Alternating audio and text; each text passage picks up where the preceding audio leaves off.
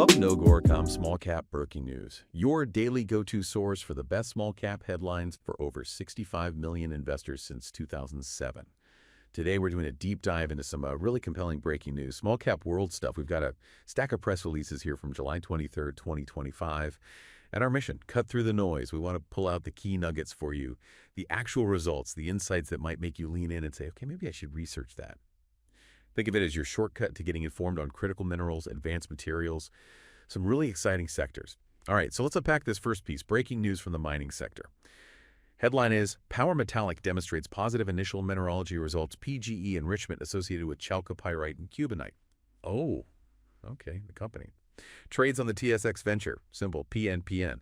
They've announced some, encouraging early-stage mineralogy results. This is from their Lion Zone, part of the Nisk Project up in Québec. Yeah, and what's truly fascinating here, it goes beyond just finding the metals. The results, they're from IOS Geosciences, and they show how these metals, copper, platinum group elements, PGEs, are actually hosted in the rock. And we're talking minerals known to work really well in, standard recovery systems, conventional ones.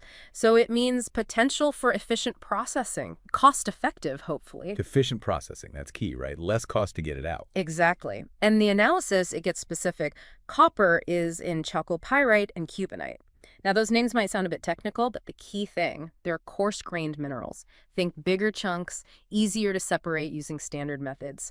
Crushing, flotation, it makes extraction much simpler. Cheaper, too, usually.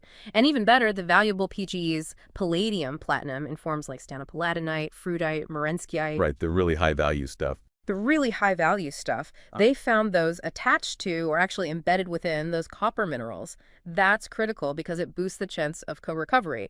You process for copper, you potentially get the PGEs along for the ride, almost like a two-for-one deal. Wow. And they even compared it, didn't they? Said the characteristics are similar to established operations. Sudbury, Norilsk. That's right. And making a comparison like that, well, it's bold. Yeah, I was going to say, Yeah. Sudbury and Norilsk are huge, globally known. What does that comparison really signal for an early-stage project like this? It's not just about grade levels, though that's part of it. It's really about the metallurgical profile. It suggests Power Metallic might be looking at a similar geological setup, where the metals are in forms that existing proven tech can handle. For a junior miner, that drastically cuts down the metallurgical risk. That can be a massive hurdle. So it tells you maybe this isn't just finding rocks, it's finding rocks with a potentially clear, cost-effective path to becoming metal. Fewer unknowns. Fewer unknowns, exactly. And Joseph Campbell, he's the VP of Exploration, the QP for the technical stuff, he said, and I quote, "The scans suggest we can expect strong recoveries using proven sulfide concentration techniques. It's an important milestone in confirming the potential economic value of the deposit."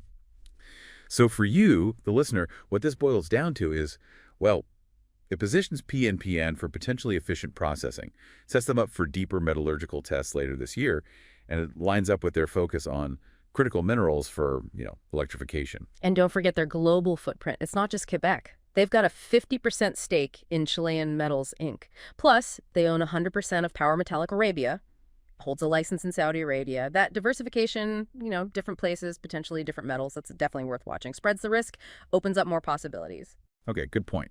So from digging metals out of the ground, let's pivot. Let's talk about turning raw materials into high-tech stuff. This next story is about innovation in manufacturing. And it's got a clean tech angle, which is really interesting. Headline, HPQ's pilot-scale fumed silica production nears commercial viability. Company is HPQ Silicon, TSX Venture symbol HPQ. They've announced successful results. Latest pilot-scale test for fumed silica. This is a big step towards commercializing a cleaner, more efficient way to make it. Right, and connecting this to the bigger picture, it's potentially about reshaping a whole global market. They got independent assay results that's scanning electron microscope. Like a super powerful microscope. Exactly. Lets them see the tiny structures. And these results confirmed HPQ's own fumed silica reactor, the FSR. It can now reliably make material at pilot scale that matches, maybe even beats, lab quality. So the key insight isn't just cleaner. It's cleaner and high quality and at a larger scale than just the lab bench. That's not just good for the environment, it's a potential competitive edge. Could really shake up the fumed silica supply chain, especially with everyone wanting sustainable materials now.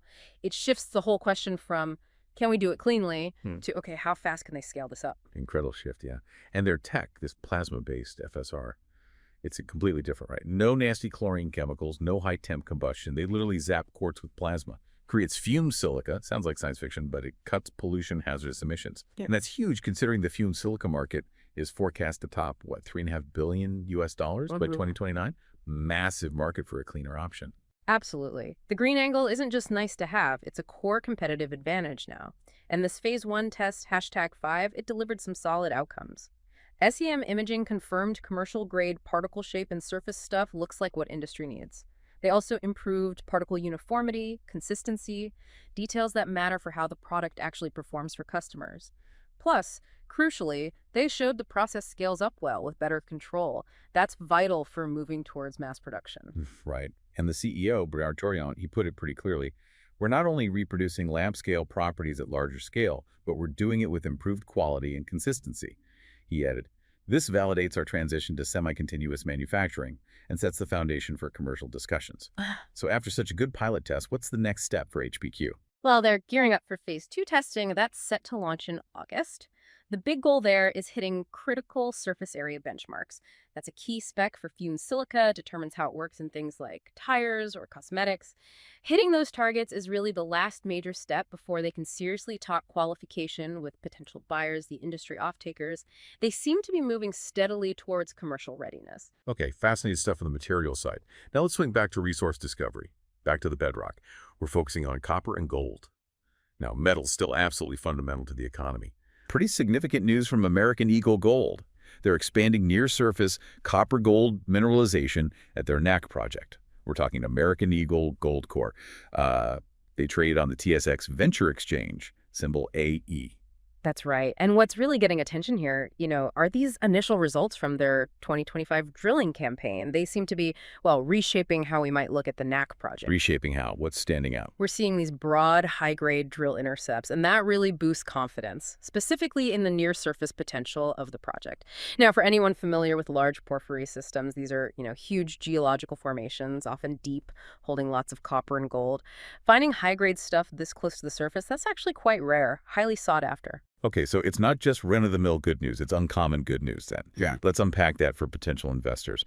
What are the core results, the numbers that really jump out? Yeah, absolutely. The highlights are definitely coming from what they call the South Zone. Take hole NAC 2541. It hit an incredible 644 meters, grading 0.50% copper equivalent. That's QEQ, starting right from the surface. 644 meters from the surface. Right from surface. And, getting 0.50% QEQ in a big porphyry system, especially right at the top, that's economically very interesting. Less waste rock to move, potentially lower upfront costs. And within that big interval, there was an even richer zone, 387 meters at 0.61% QEQ. Okay. And then there's NAC 2542.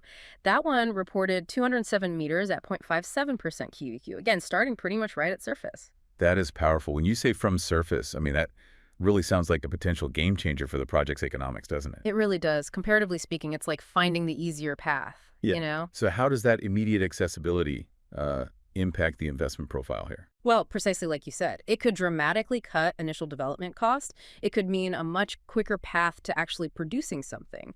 For a junior company like American Eagle Gold, that's a huge de-risking factor. Could mean a much faster return on any capital invested. Makes sense. And crucially, it's not just one lucky hit. Holes NAC 2540 and NAC 2541 are actually extending the South Zone mineralization. They're pushing it out southward and westward. So they're significantly enlarging the known footprint the area confirmed to have these valuable minerals. Right. So connecting the dots, you've got these consistent grades around 0.5 to 0.6% QEQ right near the surface. That makes this South Zone a really strong candidate for maybe early stage development. Exactly. That shallow, extensive mineralization plus these really long intercepts, it speaks volumes about the potential scale, the volume and the continuity. And you mentioned a 2-kilometer corridor. We're now looking at a mineralized corridor approaching 2 kilometers.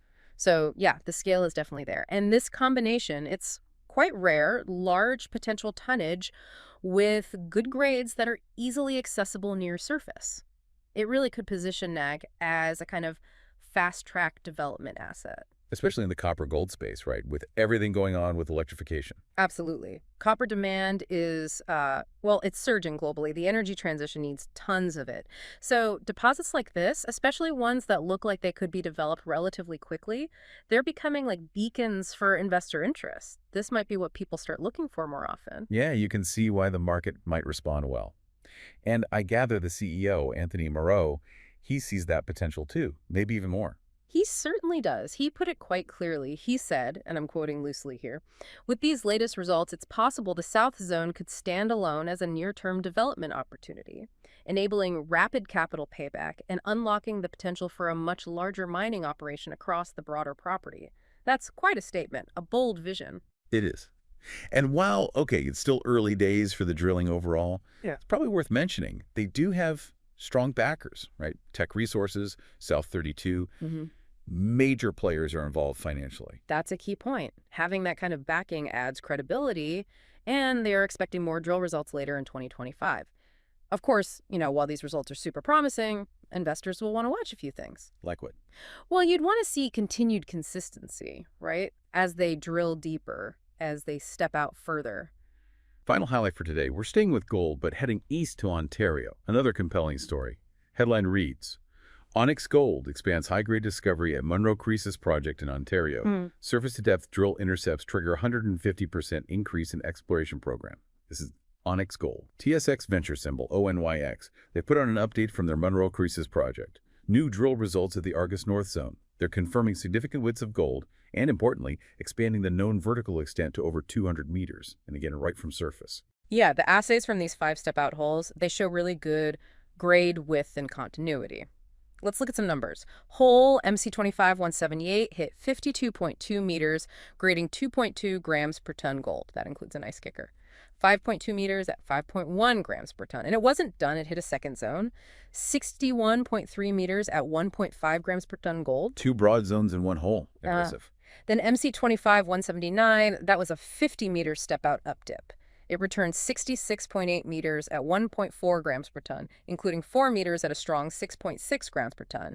And maybe most tellingly, MC25-180 hit 50.4 meters, grading 1.9 grams per ton gold, starting just 6.1 meters down the hole. So when they say essentially from surface, yeah, it's right there. Barely have to scratch the ground. So easy access potential again. What's the impact of confirming that 200-meter vertical extent and hitting it near surface? Well, that surface-to-depth characteristic, it suggests a potentially robust, easily accessible deposit, showing over 200 meters vertically, and it's still open in multiple directions. That means they haven't found the edges yet.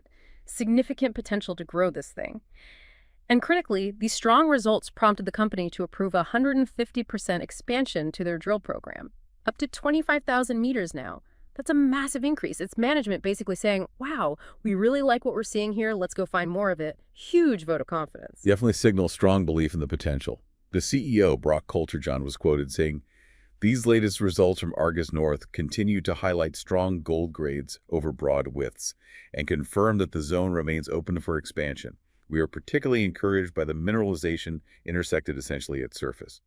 Just for context, this project is in Ontario's Abitibi Greenstone Belt. That's a famous gold region historically, isn't it? Oh, absolutely. The Abitibi isn't just some random place. It's a world-class geological address, one of the most productive gold belts on the planet historically. So when you get a new high-grade discovery with good widths in the Abitibi, it carries extra weight.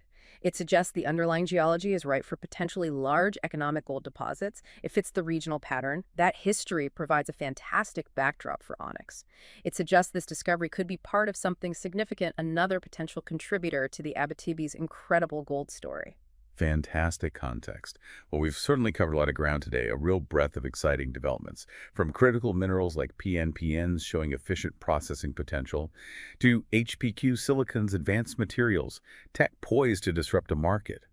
And then significant gold and copper finds from American Eagle and Onyx Gold, both showing that compelling near-surface potential. A busy day for small-cap news. It really highlights the value in digging into these early-stage results, doesn't it? Because knowledge is only valuable if you understand it, if you can apply it.